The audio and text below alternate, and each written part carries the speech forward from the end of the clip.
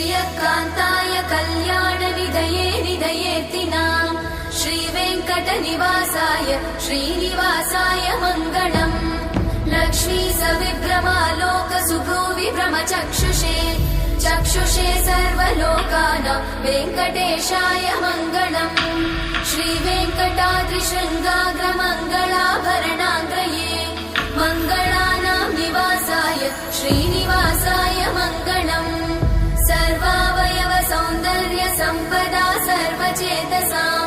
सदा सम्मोहनायास्तु वेङ्कटेशाय मङ्गलम् नित्याय निरवध्याय सत्यानन्दचिदात्मने सर्वान्तरात्मने श्रीमद् वेङ्कटेशाय मङ्गलम् स्वतः सर्वविदे सर्वशक्तये सर्वशेषिने सुलभाय सुशीलाय वेङ्कटेशाय मङ्गलम्।